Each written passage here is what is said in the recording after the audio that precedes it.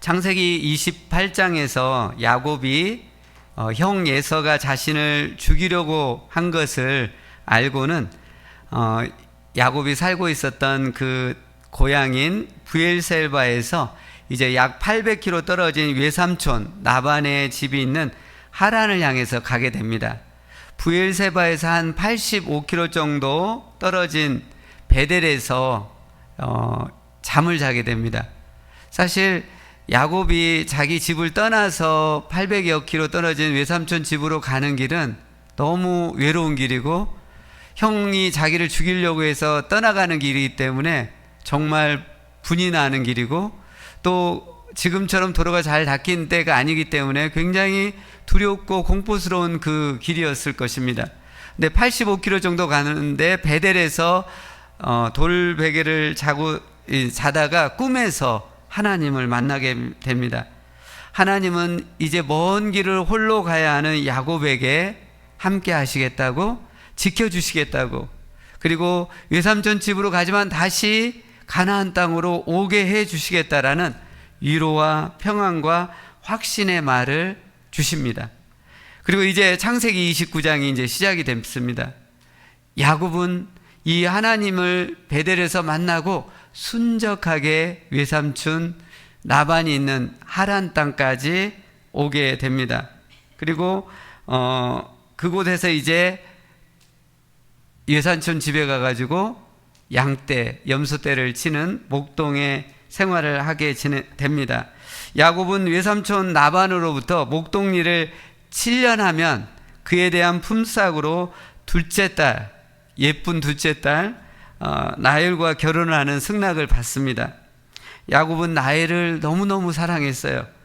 그 7년의 시간에 양떼와 염소떼를 치는 것은 너무 고달픈 일이었지만 라헬을 너무 사랑하고 기뻤기 때문에 그 7년을 며칠처럼 여기면서 기쁘고 신나게 그 목동 생활을 합니다. 근데 7년이 지나서 이제 결혼하려고 했는데 이 외삼촌이 야곱을 속입니다. 야곱도 굉장히 속임에 능숙한데 외삼촌 라반은 뛰는 자 위에 나는 자였다고 나는 자였어요. 그래서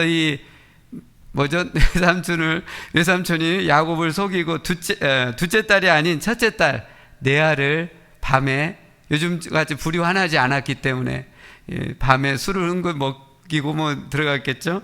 네, 레아를 들여보내서 결혼을 하게 합니다. 결국 또 야곱은 7일 후에 둘째 딸 라헬을 아내로 삼게 되고 또 그에 대한 대가로 7년을 또 목동으로 일을 하게 됩니다. 야곱이 누구를 더 사랑했겠어요? 네, 라헬을 사랑했죠. 라헬을 너무 뜨겁게 사랑하니까 레아는 사랑하는 것을 넘어서 미워했다라고 성경 원어적으로 미워하게 됩니다. 근데 하나님은 그 남편의 사랑을 받지 못하는 이 레아를 불쌍히 여기시고 태를 열어주셔가지고 4명의 아이들을 출산하면서 위로를 해주는 것이 오늘 창세기 29장의 말씀입니다. 자, 그러면 이 창세기 29장을 통해서 하나님께서 우리에게 무엇을 들려주시는지 한번 살펴보기를 원합니다. 첫째로는요, 하나님을 만나면 형통하게 됩니다. 하나님을 만나면 형통하게 됩니다. 형통이라는 것은 모든 일이 잘 풀리고 잘 되는 것을 의미합니다. 좋은 사람을 만나고 일이 잘 되고 복을 받는 것이 형통의 의미입니다. 야곱은 형 에서가 아까 말씀했던 것처럼 죽이려 해서 이제 마지못해서 외삼촌 라반의 집까지 800여 킬로를 도망쳐 나와야 하는 그런 심정이었습니다. 그 길이 너무나 외롭고 무섭고 고달픈 여정이었습니다. 하지만 야곱이 베델에서 하나님을 선명하게 만나고 나니까요, 이제 700여 킬로 가야 하는 외삼촌 라반의 그 집으로 가는 그 길이 두렵지가 않았습니다. 외롭지가 않았습니다. 평안함과 담대한 마음이 그 안에 생겼어요. 왜? 하나님을 선명하게 만났기 때문에. 하나님을 선명하게 만나니까 180도 모든 것이 똑같았지만, 상황이 똑같았지만 자기 마음에 하나님이 임재가 있으니까 똑같은 상황이었지만 180도 바뀌게 됩니다. 야곱은 하란까지 800여 킬로를 순적하게 가게 됩니다. 하란에 도착해서 외삼촌 라반을 찾는 것이 쉽지 않았을 거예요. 800여 킬로 떨어지고 처음 왔는데 거기서 어떻게 외삼촌 라반을 찾습니까? 근데 들의 우물가에서 잠시 쉬고 있는데 누가 오냐면 외삼촌 그 딸, 장차 아내가 될 라헬이 자기에게 오는 거예요. 놀라운 거죠. 자기가 외삼촌을 찾고 이렇게 해도 모자랄 판에 자기가 그토록 사랑하고 결혼하게 될 라헬이 자기에게 오는 놀라운 만남의 복을 허락을 합니다. 그리고 라헬이 이제 야곱이 라헬의 양태가 이렇게 오니까 그 우물가에 있는 악에 있는 큰 돌덩어리를 이렇게 이 야곱이 주위 사람들을 통해 가지고 이렇게 물을 양떼들에게 먹이는데도 불구하고 목자들의 반대가 갈등이 없이 순적하게 이 일들이 지금 진행되고 있습니다. 지금 야곱에게 어떤 일들이 활짝활짝 열리고 있습니까? 야곱에게 800여 킬로 가는 길이 활짝 열립니다. 짐승떼, 도적떼를 만나지 않습니다. 그리고 만남의 복이 열려요.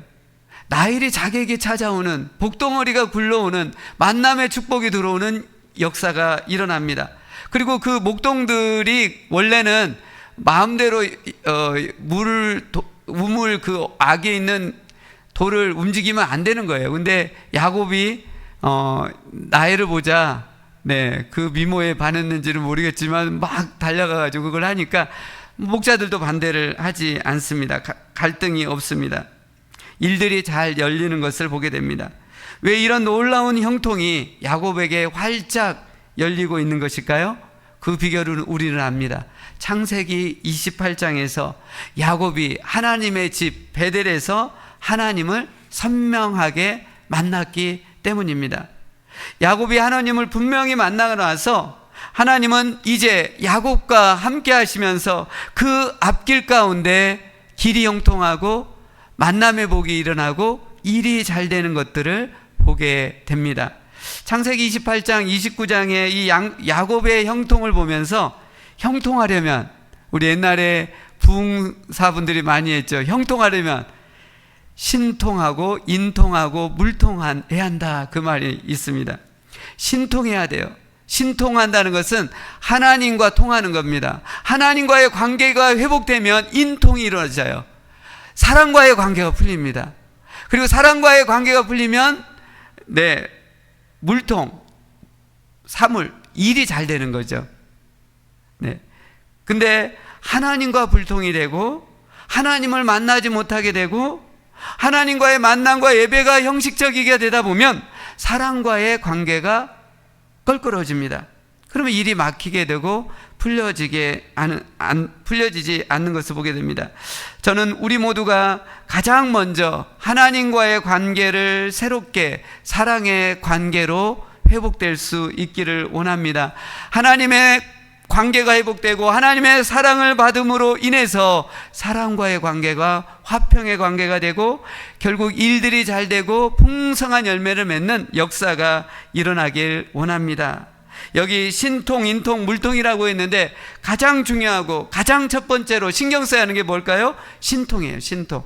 오늘 창세기 28장 29장에 야곱이 그렇게 했던 것, 신통을 먼저 받았기 때문에 길이 열리고 만남이 열리고 길의 형통의 일들이 일어나는 것을 보게 됩니다. 신통하려면 어떻게 해야 할까요? 하나님과의 만남이 다시 한번 내 가슴 가운데 벅차게 회복되려면 어떻게 할까요? 하나님과의 만남을 가장 귀하게 여겨야 돼요. 어떤 사람보다도, 어떤 높은 분보다도, 어떤 지도자들보다도 하나님과의 만남을 가장 귀하게 여기고 가장 먼저 만나야 돼요. 우선순위가 중요합니다. 하나님은 첫 번째 것을 원하세요. 첫 시간을 원하십니다. 첫 소산물을 드리라고 말씀하시듯이 하나님과의 만남을 그 어떤 만남보다 가장 첫 번째, 가장 중요하게, 가장 높은 우선순위로 드릴 때 하나님이 만나주셔요. 하나님께 소홀히 하면 하나님 안 만나주세요.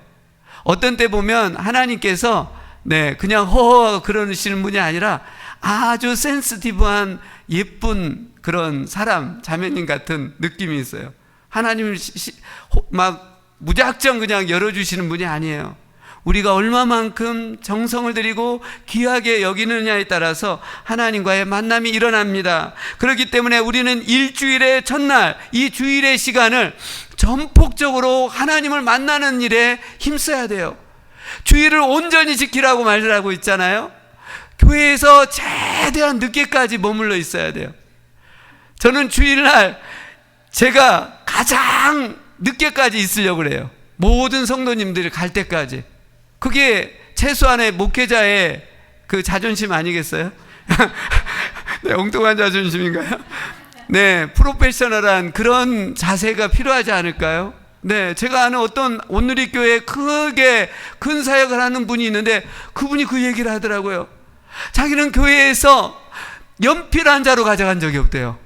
연필 한 자루 가져간 적이 없고 모든 성도님들보다 가장 늦게, 어떤 부사역자보다도 가장 늦게, 네, 그렇게 가신대요.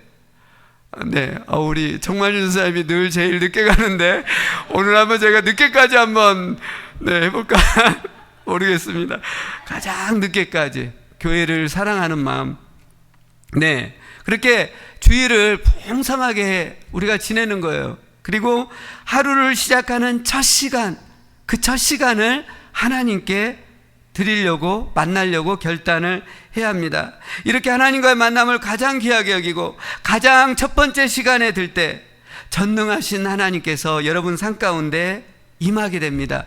그리고 보이지 않는 그 하나님께서 우리 삶 가운데 선하게, 강력하게, 보이지 않지만, 느끼지 않지만 도와주시고 일들을 풀어가게 되는 거예요. 근데 하나님과의 만남이 귀찮고 하나님과의 만남에 소홀히 여기고 하나님의 만남에 시간을 들이지 않으면 어떻게 될까요?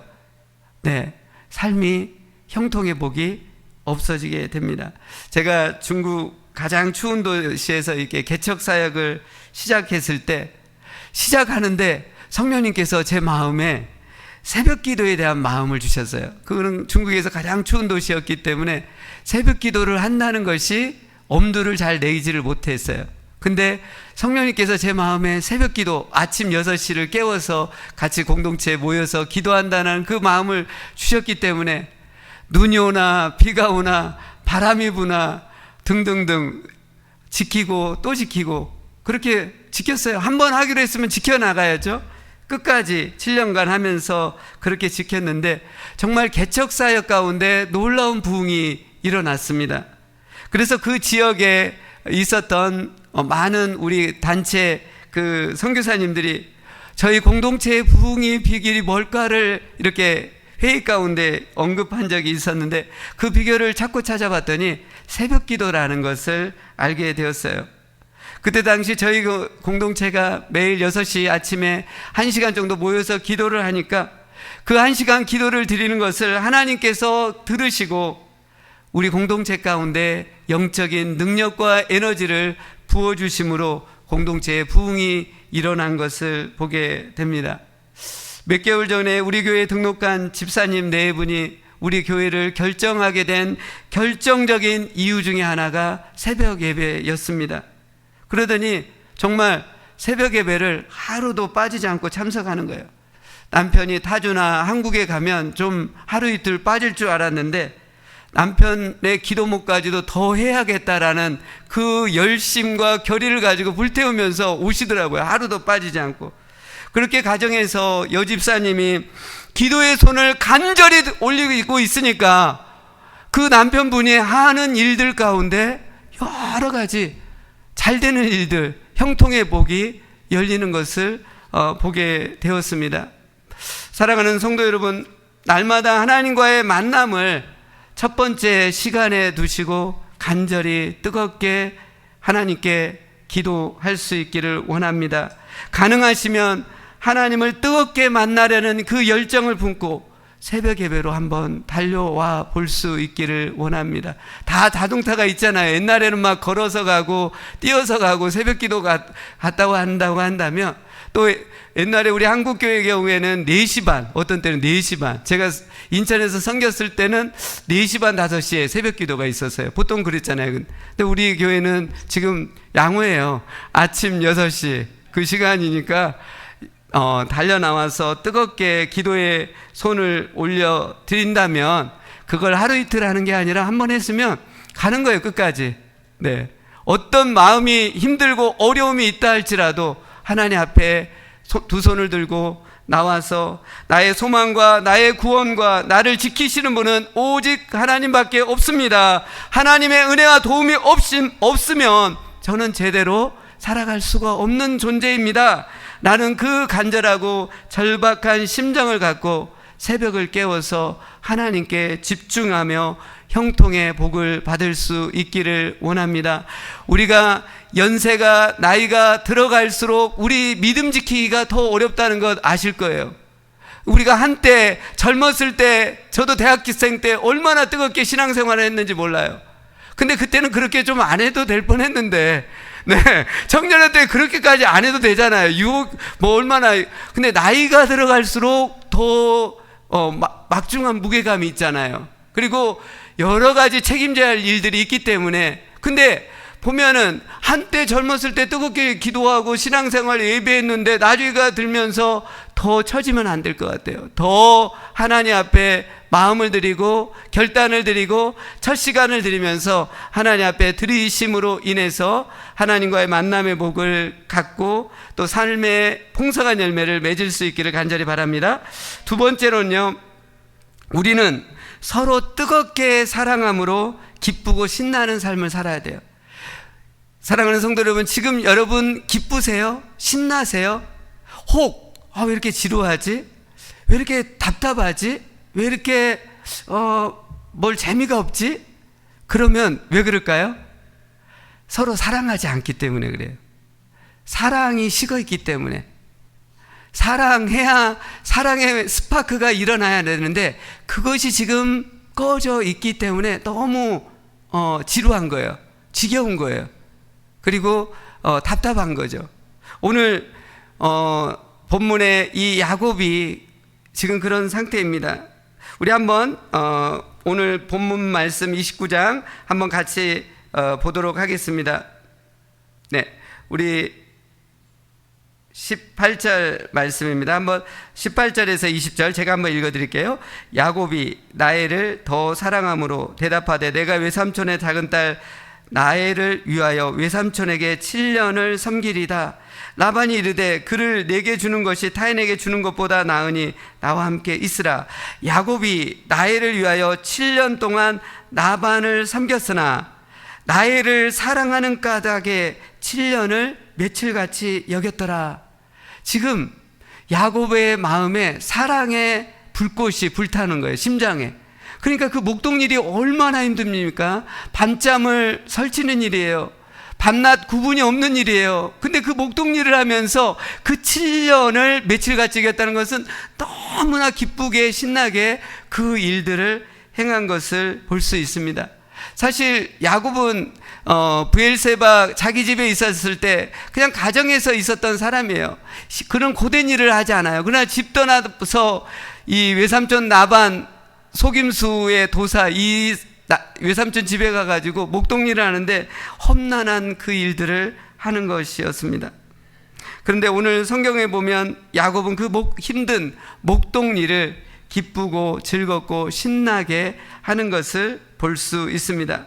왜 야곱이 그 힘든 일 가운데 그렇게 즐겁고 신이 났을까요? 왜냐하면 라헬을 사랑했기 때문에.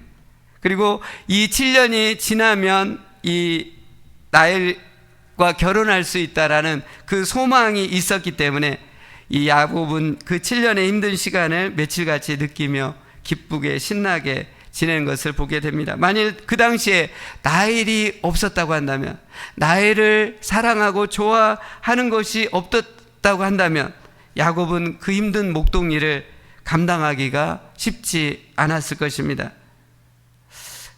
깊은 침체와 또 낙심 가운데 빠져들었을 것입니다. 하지만 라헬을 너무나 사랑하고 좋아했기 때문에 외삼촌 나반이 아주 속임수를 치고 막 그렇게 안 좋게 대하도 그런 것들을 우습게 넘길 수가 있었습니다.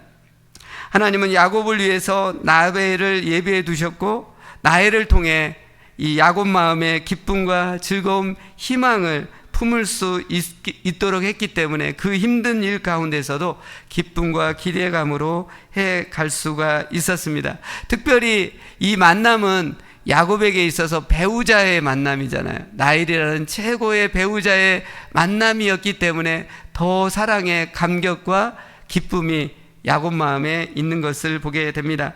사랑하는 성도 여러분, 하나님은 우리가 인생길을 갈 때 홀로 외롭게 가는 걸 원치 않으세요. 모든 어려움을 나 홀로 지고 가는 것을 원치 않습니다. 하나님은 우리 인생의 각 여정마다 우리에게 예비된 사람들을 붙여주셔서 그들과 뜨거운 사랑을 하면서 그 순간순간을 기쁘고 즐겁고 신나는 삶을 살 수 있도록 인도해 가신다는 것입니다. 저도 제 신앙 여정 가운데 하나님께서 때마다 붙여주신 사람들과 뜨겁게 사랑하면서 기쁘고 즐겁게 지금까지 올 수 있었어요. 제가 대학생 때 선교단체 활동을 했는데요. 서울에서 선교단체 활동을 했는데 정말로 좋은 사람들을 많이 만났어요.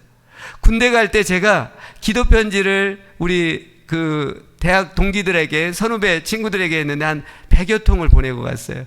그만큼 친구들이 많았기 때문에 그들하고 주님 안에서 사랑하고 좋아하면서 얼마나 대학 생활을 기쁘게 즐겁게 보냈는지 모릅니다. 또 저는 졸업 후에 그 IMF 기간 때 직장 생활을 했는데 그 IMF 직장 생활할 때 제가 연애가 시작이 됐어요. 네. 연애를 하는데요. IMF 때 얼마나 본격적인 첫 연애 아니겠습니까? 네, 대학교 때 저는 연애 안 했다고 했잖아요. 네, 하려다가 말았는데 하여튼 직장 생활하면서 하니까 얼마나 이 사나이 가슴에 불이 당겨지고 네, 이렇게 흥분이 있더라고요. 그래가지고 저희 과장님이 그런 얘기를 했어요. 야, 너는 IMF 때 지금 경제 상황이 지금 어려운 상황인데 왜 싱글벙글하고 다니냐고, 기분 나쁘다고 이렇게 한 그 말이 기억이 나요. 근데 기쁜데 어떡해요. 아무리 IMF지만 제 마음이 지금 기쁜데, 즐거운데, 신난데 막 웃음이 나오는 거죠. 네, 그렇게 IMF 기간을 연애를 하면서 2년 넘게 연애를 보냈던 적이 있습니다. 그리고 제가 중국에서 선교할 때 이 중국의 그 아까 얘기했던 하얼빈이라는 것은 추운 지역이에요. 사람이 거칠어요. 1년에 6개월이 겨울이에요. 그리고 거기는 겨울만 되면 석탄을 떼요. 이 큰 20-30m 되는 그 뭐죠? 큰 기둥이 있어가지고 거기서 석탄을 떼니까 공기가 그렇게 안 좋아요. 겨울만 되면 석탄을 떼니까 거칠고, 그렇지만 거기서 만났던 이 순수한 중국 대학생들의 그 영혼들을 사랑하고 케어하고 그들이 주님 신앙적으로 변해가는 것을 이렇게 보면서 정말 7년여 있었지만 그 7년여의 시간이 정말 기쁘고 좋은 추억으로 제 마음에 진하게 남아 있습니다.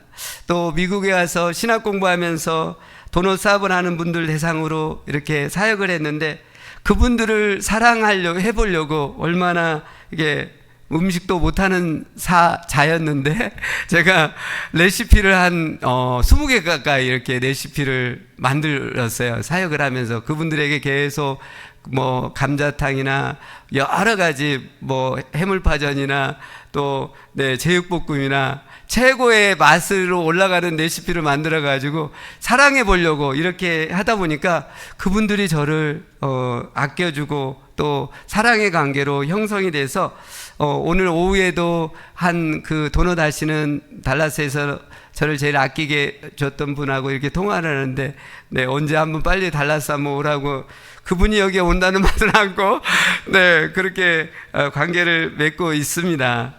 이제 콜롬비아 교회에서 제가 목회 사역을 지금 하고 있는데요. 성경은 가장 중요하고 영원히 남는 것이 무엇일까? 그것은 사랑입니다. 하나님에 대해서 이렇게 하나님의 속성에 대해서 이렇게 가장 압축을 하면 사랑, 그리고 영원히 남는 건 사랑. 우리가 언젠가는 이렇게 헤어질 때인데 우리 성황훈 집사님 곧 이제 또 7, 8년 여기 계시다가 또 다음 주면 또 가시는데 또 우리 정만유 전사님은 또 내년 1월 초에 또 가시고 이렇게 하다 보니까 이렇게 떠나갈 때 그 사람하고 결국 남는 것은 사랑인 것 같습니다. 그래서 한 분 한 분을 더 깊이 사랑해 보려고 작정하고 결단을 해야겠다는 생각을 갖습니다. 우리가 서로 뜨겁게 사랑할 때 어떤 힘든 일이나 상황 앞에서도 우리는 낙심하거나 어려워하지 않고 기쁘고 신나게 그 삶을 즐기면서 나가게 될 것입니다. 어떻게 한 분 한 분을 깊이 사랑할까 했을 때 저에게 문득 생각나는 분이 한 분 있었어요. 제가 2020년 12월쯤에 이제 한국에서 달라스로 이렇게 신학 공부하러 올 때 저희 선교단체 선배 목사님이 11월쯤인가 12월 초에 저에게 하루 정도 시간이 있냐고 그러더라고요. 네, 그래서 있다고 하니까 그 선배 목사님이 성남에 살았는데 강변의 테크로마트에서 한번 보자고. 그래서 그 선배님이 부르더니 같이 저를 위해서 근사하게 식사를 사주고 또 디저트도 이렇게 사주고, 그리고 제가 그때 막 달리기 하고 운동 좋아하는 것을 알고는 또 스포츠 그 매장에 가가지고 나이키 위아래 상하복을 저에게 딱 맞는 것을 이렇게 주시는 거예요.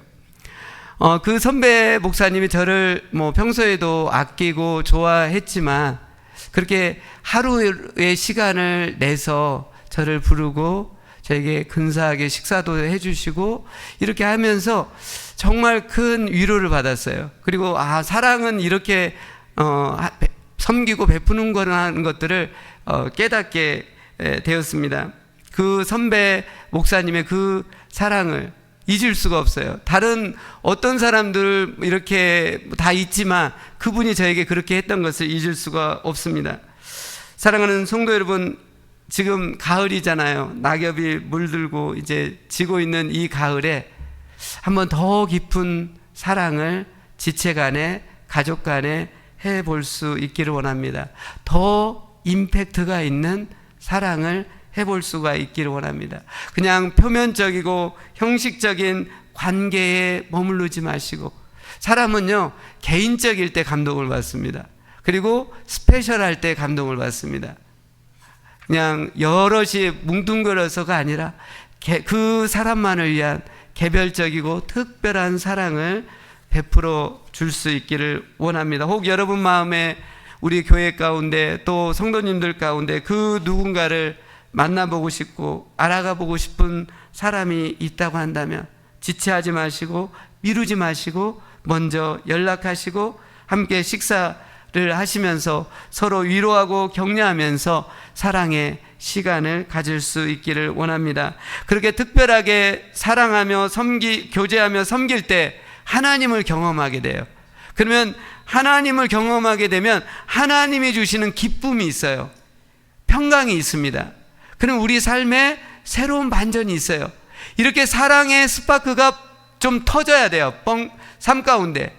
그러면 우리의 삶이 더 이상 지루하지 않을 것입니다. 활력이 생길 것이고 신이 날 것이고 에너지가 나게 될 것입니다. 이 가을에 다시 한번 개인적이고 특별한 사랑을 해볼 수 있기를 원합니다.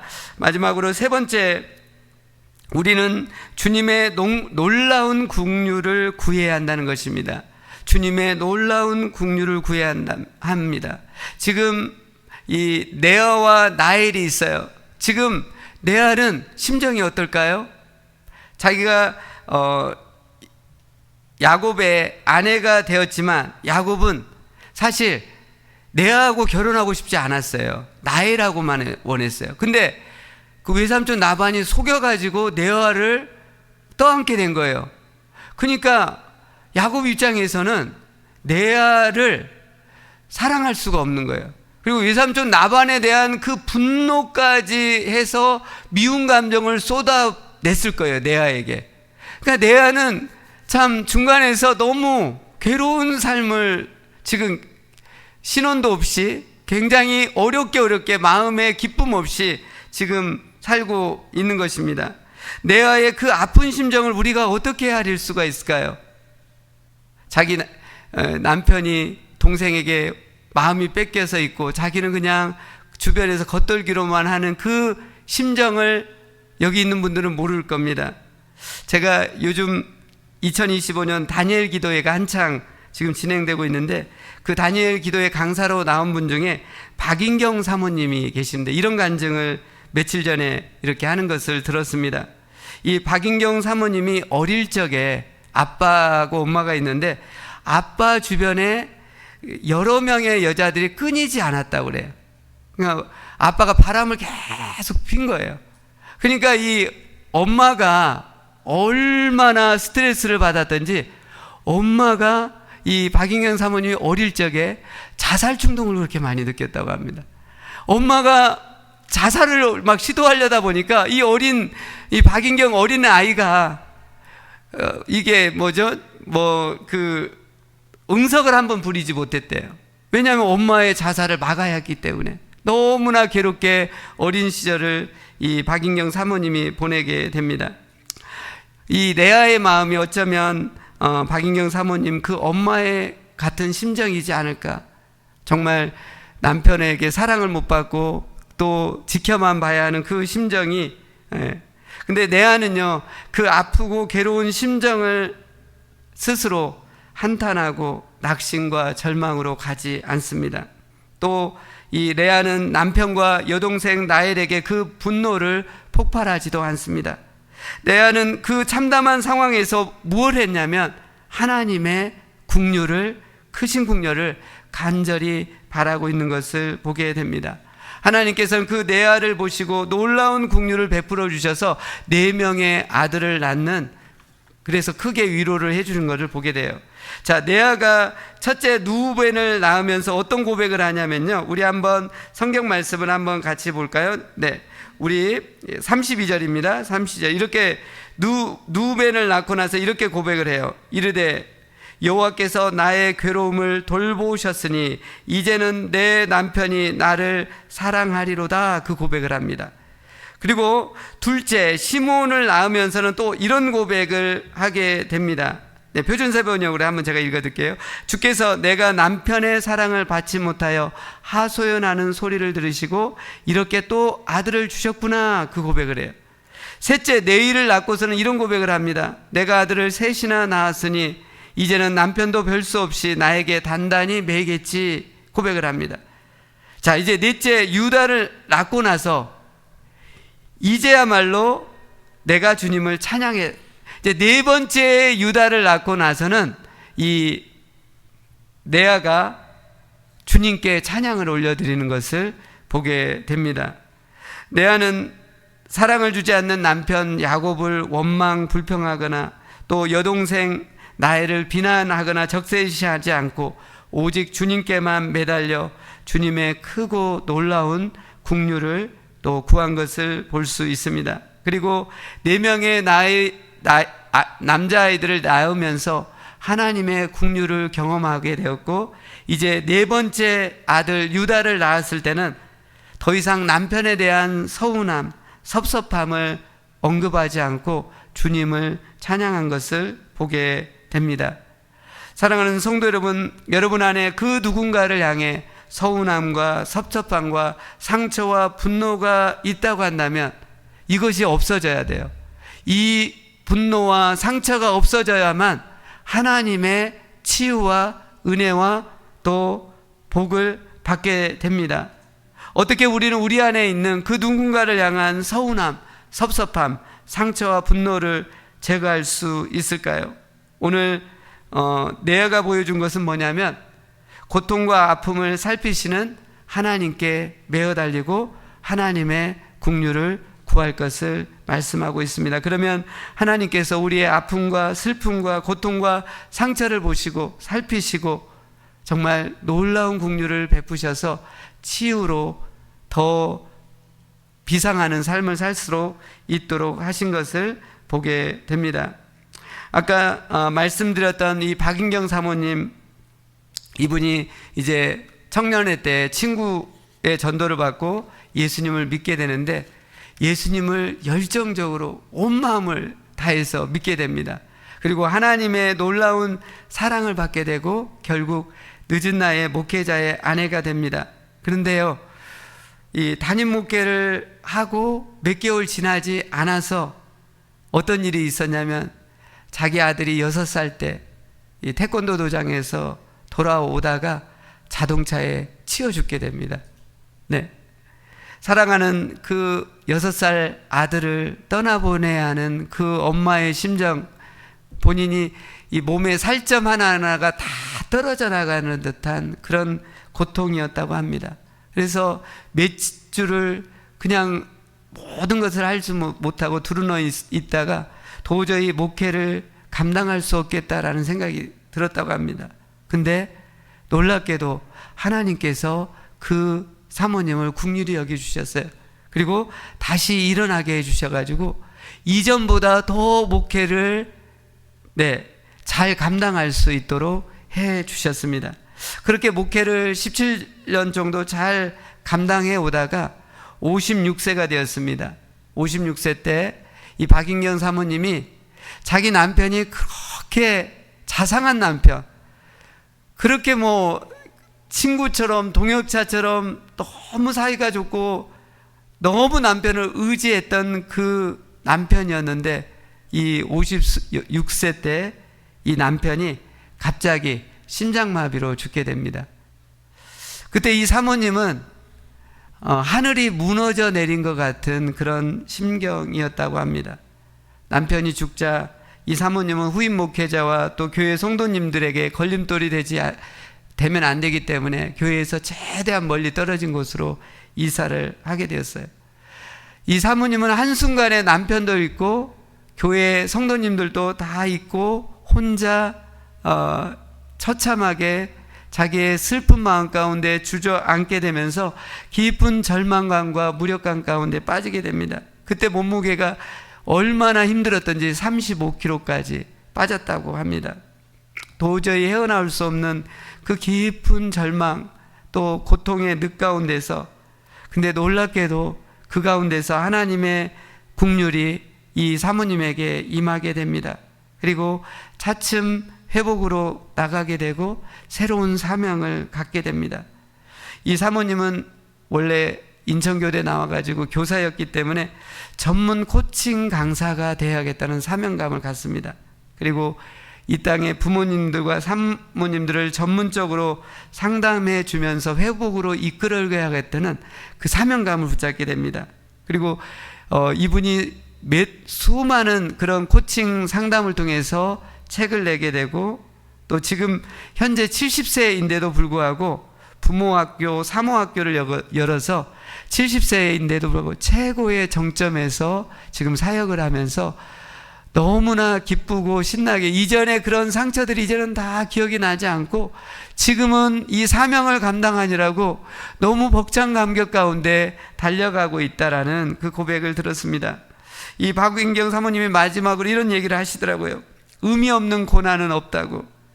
고난 없는 삶보다는 자신은 고난 있는 삶을 통해서 하나님의 분명한 사명을 붙잡고 사명에 붙들려서 지금 70인데도 불구하고 가장 기쁘고 열정적인 삶을 살고 있다라고 그런 고백을 하고 있습니다. 사랑하는 성도 여러분, 지금 여러분 앞에 어떤 아픔과 고통, 고난이 있습니까? 그 고통과 고난, 아픔만 가지고 있으면 이것이 우리 마음을 짓누를 것입니다. 우리 마음을, 우리 삶을 침체의 늪으로 가져갈 것입니다. 하지만 그 고난, 그 고통, 그 아픔을 주님께 내어드리고 주님이 고난을 통해서 무언가 말씀을 주시고 무언가 사명을 주신다는 것들을 붙잡고 그 사명을 향해서 달려나갈 때 그 아픔이 사라질 것입니다. 그리고 그 아픔과 고난과 그 고통이 새로운 비상하는 그런 자극이 될 것이고 더 열정적으로 달려나가는 인생으로 이끌어 주실 것입니다. 이 시간 함께 같이 기도하기를 원합니다. 이 시간